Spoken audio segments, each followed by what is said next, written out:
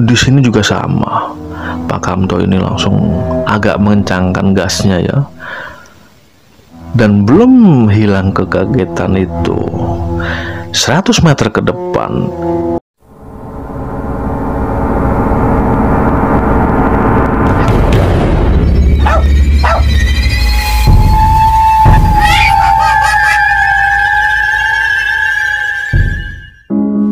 Assalamualaikum warahmatullahi wabarakatuh.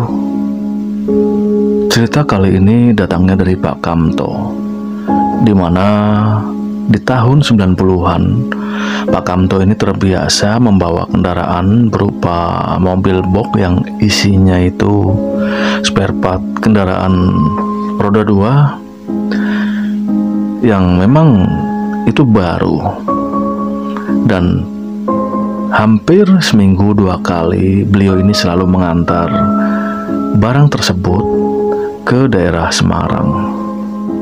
Nah, sedangkan perusahaan beliau ini adanya di sekitaran daerah Jakarta Timur.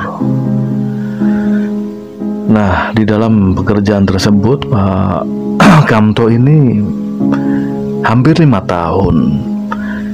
Dan yang memang sering dilewati ya adalah jalur itu. Jadi jalur Jakarta Semarang ini boleh dikatakan Pak Kamto sudah hafal sekali. Nah, ketika mengirim spare part ini ke daerah sana, sebetulnya tidak ada peristiwa yang aneh. Karena memang di daerah yang boleh dikatakan agak rawan, ini Pak Kamto ini mensiasatinya dengan kalau bisa ini jalannya di daerah tersebut jangan malam hari. Jadi ya dari Jakarta ini betul-betul Pak Sukamto menghitung waktu agar ketika melewati daerah ya salah satunya Alas Roban, ini Pak Kamto melewati daerah tersebut ini masih terang. Namun ada satu peristiwa di mana pada saat itu Pak Kamto ini ketika proses mengantar barang tersebut, dan itu ketika berada di daerah Tegal, Pak Kamto ini mendapati permasalahan di kendaraannya. Nah, pada saat itu memang Pak Kamto ini berdua dengan kenek, ya sebut saja dengan Mas Ahmad. Nah, ketika di daerah Tegal, ini tiba-tiba mobil box Pak Kamto ini mati. Itu sih masih dalam kondisi siang ya, bahkan itu sebentar lagi asar. Nah, tiba-tiba mati, dan ternyata mobil tersebut adalah overheating atau panas. Dan tidak lama kemudian setelah dicek radiatornya, ternyata air radiator tersebut memang berkurang banyak, dan boleh dikatakan itu adalah terjadi kebocoran ya. Sehingga mau tidak mau ini Pak Kamto memutar otak, juga berdiskusi dengan Mas Ahmad. Ini bagaimana caranya kita mensiasatinya. Nah, akhirnya apa? Akhirnya mereka berdua pun ini membeli sebuah lem besi yang pada saat itu memang ini ditemukan oleh mereka berdua dan disiasati supaya sampai kota Semarang ini bisalah sampai di sana. Nah, nanti ketika sudah sampai di sana, ini akan masuk ke bengkel. Kalau memang tidak bisa diperbaiki lagi, mau tidak mau harus ganti radiator. Nah, akhirnya setelah mendapati lem besi tersebut, nah ini Pak Kamto langsung turun, ini menambal yang kebocoran, dan kebetulan memang ini diketahui bocornya ada di mana. Akhirnya ditambal. Nah, kemudian akhirnya diisi lagi dengan air coolant ya. Nah, setelah diisi ini dites. apakah masih ada kebocoran. Nah, tiba-tiba ini hujan turun dengan deras. Ya, belum selesai mengecek, akhirnya mereka berdua pun masuk ke dalam. Nah, ini seperti berjudi. Akhirnya mereka berdua juga sepakat, yaudah Pak, kita cek kita tes saja sambil jalan pelan-pelan. Nanti kalau memang lampu indikator ini menyala, lampu suhu, ya nanti kita minggir lagi. Itu saran Mas Ahmad kepada Pak Kamto. Nah, Pak Kamto pun mengiyakan. Akhirnya mereka ini berjalan sambil pelan-pelan. Ya, kecepatan tidak seperti biasanya yang ukuran 60-80 kilo. Bahkan kalau sepi ini bisa sampai hampir 90 ya. Namun ini tidak, bahkan di kisaran 20-an. Di dalam kondisi yang memang hujan, mereka ini memacu kendaraannya. Nah, karena memang menggunakan kecepatan yang teramat rendah, ini tidak, rasanya seperti tidak sampai-sampai. Nah, akhirnya Mas Ahmad pun bilang, yaudah Pak, ini kan udah nggak overheating lagi sepertinya, yaudah kita tambah lagi kecepatannya. Nah, di sini pun lagi-lagi Pak Kamto juga mengiyakan. Akhirnya berjalan seperti biasa ya, menggunakan kecepatan sekitar 60-80-an lah. Nah, itu jam sudah menunjukkan hampir maghrib. Itu sudah sampai masuk ke wilayah Kota Batang. Nah, kemudian ini juga agak memakan waktu yang tidak sebentar ya. Ini mobil ini seperti agak berat, namun ternyata bukan overheating atau panas. Dan ternyata ban sebelah kiri ini bocor. Mau tidak mau, Pak Kamto ini pun akhirnya mengganti ban tersebut dengan Mas Ahmad. Itu memakan waktu sekitaran 20-30 menit. Nah, setelah selesai, ini pas sekali maghrib, ya mereka pun akhirnya mencari musola. Nah, sambil istirahat sekitar jam 7-an, mereka ini pun akhirnya melanjutkan perjalanan. Ya, karena pada saat itu memang namanya Alas Roban ini masih satu jalur, belum ada jalur yang baru ya. Mau tidak mau, ini mereka pun tetap harus berjalan. Padahal ini Mas Ahmad juga bertanya, Pak, ini kira-kira apa kita mau lanjut sampai Semarang? Soalnya ya nanti kan kita mau melewati Alas Roban. Namun Pak Kamto bilang, yaudah kita lanjut aja. Nanti kalau memang sudah sampai Semarang, kita cari losmen untuk istirahat. Nah, kemudian besok pagi kita ke tempat biasa mengantar barang ini. Nah, akhirnya pun kesepakatan dicapai, mereka tetap berjalan. Ya, namun itu dia, karena memang masih ragu dengan kondisi tambalan yang ada di radiator ya. Ini mereka tidak berani menggunakan kecepatan yang agak tinggi. Apalagi menjelang melewati Alas Roban yang memang selain banyak tikungan, ini juga banyak sekali tanjakan. Nah, melewati daerah Alas Roban ini yang pada saat itu sebetulnya belum begitu malam. Namun tak kenapa kendaraan yang lewat ini juga jarang. Boleh dihitung ini 1-2. Belum lagi ketika memasuki daerah tersebut, ini kabut juga turun ya, dan hujan juga deras sekali. Nah, ketika melewati itu, ini Mas Ahmad ini melihat di sebelah kiri ada 2 orang bapak-bapak ini seperti melambai. Nah, Mas Ahmad bilang, wah Pak, ini ada yang melambai. Itu kita berhenti atau bagaimana? Nah, Pak Kamto bilang, udah terus aja Mas. Nah, mereka pun berjalan terus. Nah, tidak sampai setengah kilo, ini ada yang melambai lagi di depan. Dan setelah diselidiki, ketika melewati sosok tersebut, ternyata sosoknya sama, masih sosok yang tadi. Lah, melihat keanehan ini, Mas Ahmad bilang, wah Pak, kayaknya ada nggak beres ini. Nah, Pak Kamto pun bilang sambil menempelkan jari manisnya ke bibir dan bilang, udah nggak apa-apa, kita lanjut aja. Jangan lupa berdoa. Ya, karena memang Pak atau Mas Ahmad ini belum begitu paham daerah itu.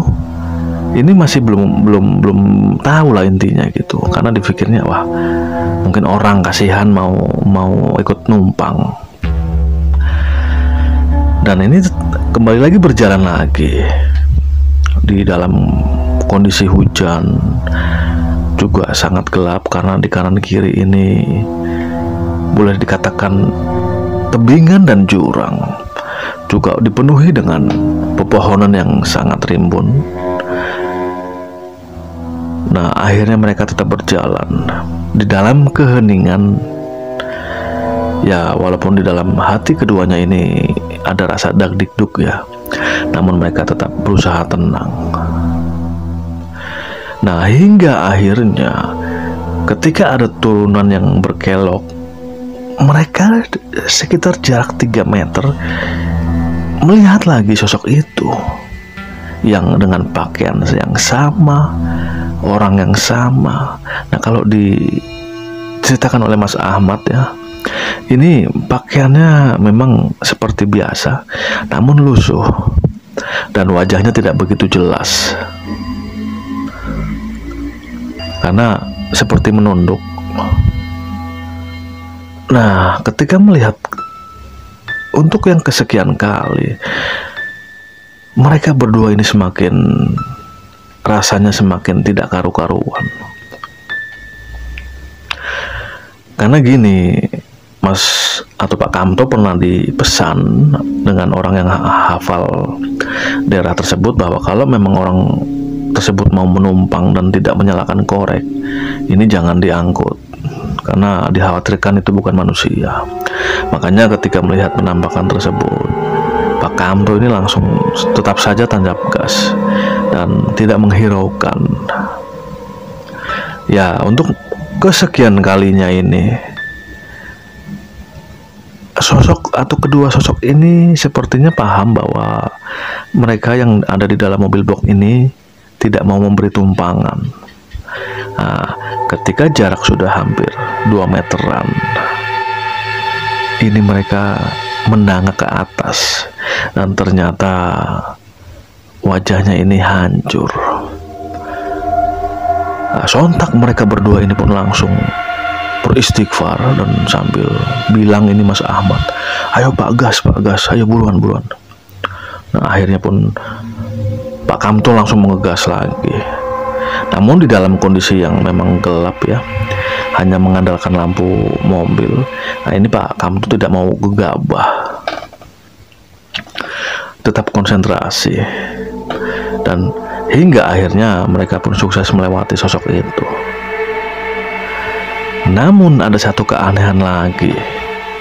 Ketika mereka ini ada sebuah seperti batu besar.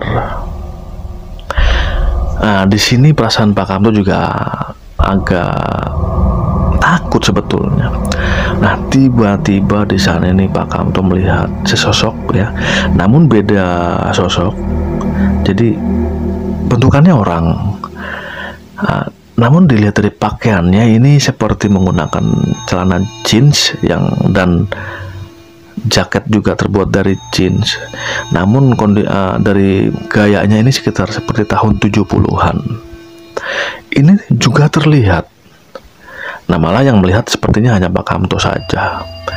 Karena Mas Ahmad ini sepertinya biasa-biasa saja. Nah, karena memang hanya melihat sendiri ya, ini Pak Kamto tidak memberitahukan kepada Mas Ahmad, takut panik. Dan sama sosok ini pun melambaikan tangannya, seolah ini mencari tumpangan. Dan ketika semakin mendekati, ternyata wajahnya memang terlihat pucat, namun tanpa ekspresi, seperti dingin. Hingga akhirnya ketika sudah sejajar dengan sosok tersebut, sosok itu pun hilang. Ya, ini aneh kalau menurut Pak Kamto. Langsung ini perasaan merinding ini terasa sangat sekali ya.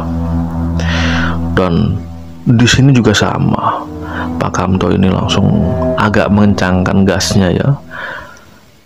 Dan belum hilang kekagetan itu, 100 meter ke depan muncullah sosok itu. Namun memang sosok itu ternyata menggunakan juga sepatu bot. Sepatu bot ini seperti sepatu kulit ya kalau dilihat dari agak kejauhan. Nah, untuk yang kedua kali Pak Kamto ini tidak begitu memperhatikan karena yakin ini bukan orang. Dan anehnya ketika melewati atau mendapati peristiwa tersebut, ini sama sekali sepertinya tidak berpapasan dengan kendaraan dari lawan arah. Seolah-olah seperti memang sudah disetting. Ya, karena yakin itu bukan orang, akhirnya Pak Kamto pun tetap saja menjalankan kendaraannya. Sampai akhirnya sampailah ke kota Semarang dan akhirnya mencari sebuah penginapan. Dan mereka pun akhirnya beristirahat. Nah, kemudian besokan paginya mereka ini store spare part yang memang dibawa dari tempat atau dari Jakarta. Dan tidak pula lupa mereka berdua juga mampir ke bengkel untuk mengecek kondisi radiator. Dan ternyata memang bocor. Ya mau tidak mau akhirnya mereka harus menunggu sehari untuk mengganti radiatornya. Karena memang sudah tidak bisa diperbaiki dan ini perlu diganti. Dan ketika sudah selesai diperbaiki, sorenya ini Pak Kamto mau pulang. Namun karena memang ragu-ragu ya, takutnya ini mendapati gangguan seperti awal keberangkatan. Yaudah, Mat, kita nginep lagi semalam lah. Besok habis subuh kita langsung berangkat ke Jakarta. Karena juga selain capek, saya juga masih kepikiran peristiwa kemarin malam. Nah, Mas Ahmad pun hanya mengangguk. Iya Pak, ya nggak apa-apa lah, kita istirahat. Daripada kita paksain malah nanti di jalan ada apa-apa, mending kita istirahat dulu. Ya, akhirnya pun mereka menginap kembali di losmen yang kemarin juga menginap. Dan ini peristiwa memang di luar dugaan. Itu Bang Pra, cerita yang dialami oleh Pak Kamto ketika tahun 90-an, dimana Alas Roban itu memang pada saat itu belum ada pilihan jalur dan masih menggunakan jalur yang lama. Ya, sebetulnya selama ini Pak Kamto melewati Alas Roban, namun kondisinya siang hari. Namun entah kenapa ya, namanya di dalam dunia perjalanan atau ekspedisi ini kita tidak bisa menebak akan mendapati peristiwa seperti apa. hingga akhirnya ya Pak Kamto mendapati peristiwa yang boleh dikatakan berbau mistis. Demikian Bang Pra. Wassalamualaikum warahmatullahi wabarakatuh.